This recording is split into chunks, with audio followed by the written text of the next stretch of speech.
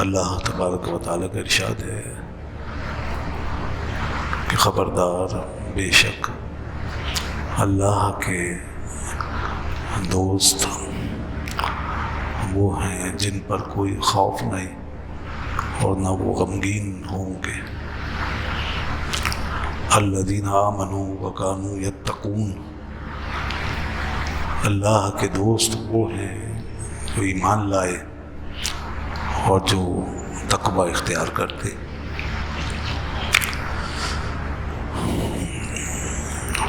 اس آیت کے تحت اللہ تبارک و تعالیٰ کے بندوں کی ایک معرفت اور ان کی پہچان کا علم دنیا کو حاصل ہوا، اور اس سے یہ پتہ چلا کہ روئے زمین پر اللہ کے ایسے بندے، ایسے دوست موجود ہیں کہ جن کو اللہ نے اپنی دوستی اور اپنی ولایت کا شرف عطا فرمایا، اور ان کی پہچان یہ بتائی کہ یہ ایمان اور تقوی کی صفت سے آراستہ ہوتے ہیں۔ گویا تمام فضائل و کمالات کا جو سرچشمہ ہے وہ ایمان و تقوی ہے۔ جس کے اندر ایمان و تقوی جمع ہو جائے وہ یقیناً اللہ کے قرب کے لائق ہے اور اس کی دوستی کا اہل ہے۔ تو اسی چیز کو حاصل کر کے دنیا میں بہت سے لوگ ایسے پائے گئے کہ جو پھر بڑے بڑے درجات و مقامات پہ فائز ہوئے۔ ان میں ایک عظیم نام، بہت بڑی پہچان حضرت سیدنا جہانگیر اشرف سمنانی رحمۃ اللہ علیہ ہیں۔ حضرت سید جہانگیر اشرف سمنانی رحمۃ اللہ علیہ اپنے وقت کے اکابر اولیاء میں داخل۔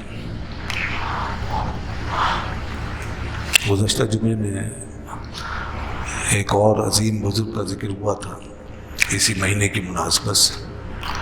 حضرت بابا فرید شکر گنج رحمۃ اللہ علیہ، اور یہ ان کے بعد تشریف لانے والے کوئی 100 سال سے زیادہ عرصہ گزرنے کے بعد دنیا میں تشریف لانے والے یہ دوسرے عظیم الشان بزرگ، جن کا بر صغیر کے گوشے گوشے میں نام موجود، اور پھر بر صغیر کے بعد پورے عالم اسلام میں جن کو دنیا جانتی ہے اور پہچانتی ہے۔ حضرت سید جہانگیر اشرف سمنانی رحمۃ اللہ علیہ روحانیت اور علم و معرفت کے بڑے اعلیٰ منصب پر فائز،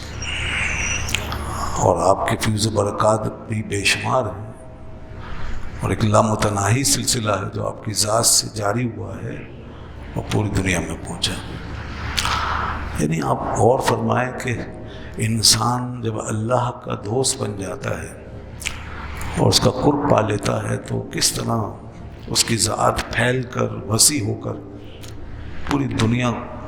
پہ چھا جاتی ہے۔ اچھا، اور یہ عجیب بات ہے کہ ظاہر سے زیادہ ظاہری تغلب، غلبہ یا ظاہری حاکمیت اور اقتدار کے مقابلے میں باطن کی دنیا میں ان کا اثر، ان کا تعلق بہت دور دور تک پہنچا ہوا۔ ظاہری غلبہ و استحکام چاہے دنیا والوں کو ملا ہو، اور بھلے دنیا میں فاتحین آتے رہے ہوں اور وہ دنیا پر اپنا قبضہ اور کنٹرول جماتے رہے اور یہ آنا جانا لگا رہا ہو، مگر ان اللہ والوں کی جو سلطنت ہے اور ان کی جو دنیا ہے اس میں کسی کا بس نہیں ہے کہ وہ اس میں داخل ہو کر ان کی حکمرانی و ان کی سلطنت کو ان سے چھین سکے۔ اور کوئی دنیا کا حاکم، کوئی بادشاہ، کوئی سلطان اور کوئی بڑے سے بڑا امیر اور طاقتور شخص وہ کبھی بھی ایسا نہیں کر سکا اور نہ کر سکے گا کہ ان اہل اللہ کی محبت دلوں سے کھینچ کر نکال دے اور اس کی جگہ اپنی طرف سے کوئی محبت ان لوگوں کے دلوں میں ڈال دے۔ اس کے لیے سلاطین وقت جو بھی آتے ہیں دنیا میں، یعنی کم از کم وہ یہ کوشش تو ضرور کرتے ہیں نا کہ ان کے اقتدار کا راج لوگوں کے دلوں کے اوپر قائم ہو جائے اور لوگ اپنے باطن سے، اپنے دل سے اور اپنے اندر سے ہمیں تسلیم کر لیں اور مان لیں۔ ہر حاکم کی، ہر صاحب اقتدار کی خواہش ہوتی ہے،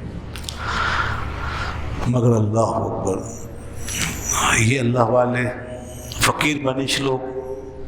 درویش صفت لوگ، جھلک پوش، سادہ لباس پہن کر سادہ غذا کھانے والے اور بھوک و پیاس کی مشقت برداشت کرنے والے، بلکہ دنیا کے اسباب و وسائل سے اپنے آپ کو الگ رکھنے والے، گمنام اور بے وسائل اور ظاہری لحاظ سے پاور لیس، مگر ساری دنیا پہ ان کا راج اور صدیوں تک سلسلہ۔ آج بھی سلسلہ اشرفیہ جو آپ سے منسوب ہے، جس کی بنیاد آپ نے رکھی اور آپ کے نام پاک سے جس کو نسبت حاصل، اشرفی سلسلہ پوری دنیا میں موجود، اور اس سلسلے سے وابستہ لوگ ان گنت لاکھوں کی تعداد میں، بڑے صغیر میں اور اس سے باہر۔ تو یہ سب کیا ہے؟ تو یہ ہے وہ حکومت، وہ اقتدار جو دلوں کے اوپر قائم ہے۔ اور کیوں قائم ہوا؟ اس لیے کہ ان ہستیوں نے جو سب سے بڑی مقتدر اعلیٰ ذات ہے، اللہ کی ذات، اس کو اپنے اوپر حاکم بنا۔ جب یہ مکمل طور پر اس کی محکومی میں اور اس کی غلامی میں داخل ہو گئے تو اللہ کی شان یہ ہے کہ جو اس کی محکومیت میں آ جاتا ہے، پھر اللہ اس کے بدلے میں دنیا کے لوگوں کو اس کی محکومیت میں دے دیتا ہے۔ پھر لوگ، عوام، خلائق، وہ ان بندوں کی محکومیت اور ان کی غلامی میں داخل ہو جاتے ہیں۔ اور وہی جو قرآن نے فرمایا کہ ان الذین آمنوا وعملوا الصالحات سیجعل لهم الرحمن ودا، جو ایمان لائے گا، جو اچھے کام کرے گا، اللہ تعالیٰ اس کی محبت خود لوگوں کے دلوں میں ڈال دے گا۔ اقتدار چھوڑ دیا، حکومت چھوڑ دی، اور حکومت بھی کوئی معمولی نہیں، بہت زبردست حکومت تھی۔ خراسان کا ایک علاقہ سمنان کی ریاست کے آپ مالک تھے، اور آپ کے آبا و اجداد وہاں پر حکومت کرتے آ رہے تھے۔ آپ کے والد گرامی نے یہ حکومت اپنی وراثت میں چھوڑی تھی، اور پھر اس کے بعد آپ اس حکومت اور اس سلطنت کے سربراہ بنے تھے۔ دو بھائی تھے، آپ ہی بڑے تھے، لہذا آپ اس سلطنت کے سربراہ قرار پائے، اور اپنے والد اور اپنے آبا و اجداد کے نقش قدم پر چلتے ہوئے بڑے عادلانہ طریقے سے اور خوف خدا کے ساتھ اس نظام کو آپ نے چلایا تھا۔ یہ حکومت بھی کوئی دنیاوی لوگوں کی طرح کی حکومت نہیں تھی، یہ عدل و انصاف کا ایک ماڈل تھا، اور تمام رعایا اس حکومت کی آغوش میں اس طرح سانس لے رہی تھی جیسے بچہ آغوش مادر میں پرورش پاتا ہے۔ مگر چونکہ آپ کو اس سے بھی بڑا کام انجام دینا تھا، اس سے بھی بڑا کام تھا، جس کے لیے آپ نے اس اقتدار اور اس سلطنت کو ترک فرما دیا۔ یہ کوئی 8ویں صدی ہجری کا زمانہ، 9ویں صدی ہجری کے زمانے میں آپ ہوئے ہیں، اور آپ کو اللہ نے بڑی طویل عمر عطا فرمائی، 120 سال آپ کی عمر۔ 808 ہجری میں آپ کا وصال ہوا، نبی صدی ہجری کے آغاز میں، یہ اس دور کی بات ہے۔ تو آپ نے اس حکومت کو ترک کیا،